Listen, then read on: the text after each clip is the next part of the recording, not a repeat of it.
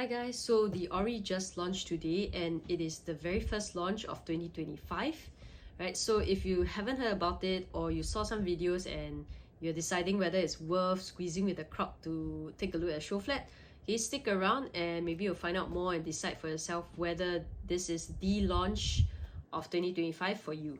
Alright, so some basic info about the development.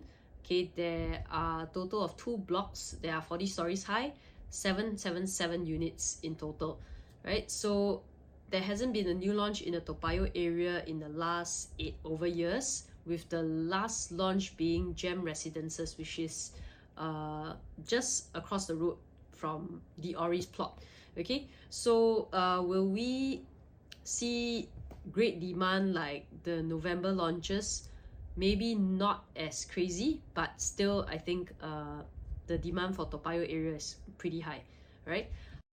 So for today's analysis, we'll be looking at the quality, price, as well as exit strategy, the QPE method, right? First of all, let's look at quality of this project.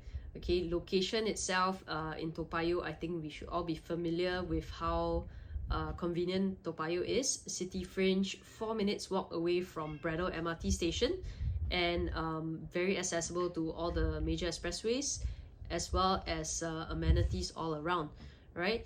Now let's take a look at the site plan for the Orie. Okay, the land size itself is not extremely large, total of 170,000 square feet, but you have all the facilities that you need here. 50-meter lap pool, you have another pool over here, and there's a tennis court, clubhouse with gym, etc.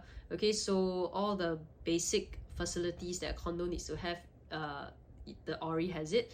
All right, now next let's look at the layout. All right, so take note that the Orie belongs to the post harmonization layout, meaning to say that the AC ledgers are not included in the calculation. So this makes it a lot more efficient, all right, a lot more bang for buck, because you're paying for only livable space, right? So if you compare this with competitors in the Toa Payoh area, I think this puts the Orie at an advantage, right? If you look at Oleander Towers, okay, super odd layout, all right, and then you have Travis Towers that has Trellis Towers that has no balcony, right? And all these developments are pretty old, 20 over years old, I think.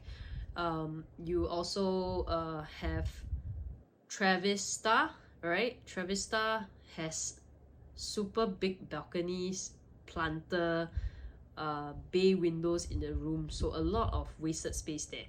So I think that is the advantage that Orie has in terms of its more efficient layouts, right?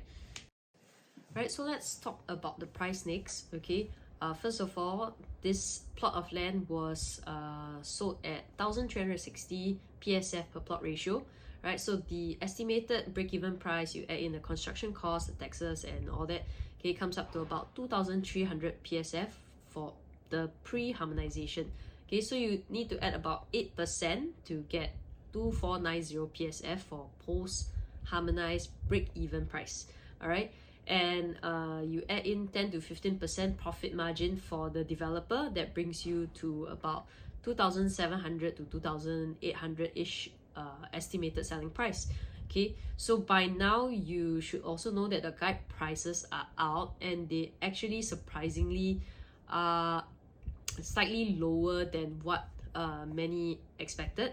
Okay, so I think that if they actually stick to these prices that they've given, okay, they actually launch at these prices, not just 1-2 units at this price, like, you know, some recent launch.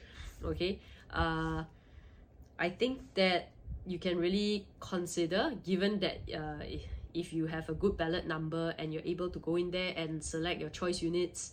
Okay, the lower floor units, I think, especially for investors, they will be a good choice, because each floor, let's say for example 8 to 10k per floor increment, okay, from first floor to 40 stories high, that's gonna be a very big gap in price. So I think if you are entering at one of the lower floor units, that would actually give you quite a good advantage and a safer entry price, right?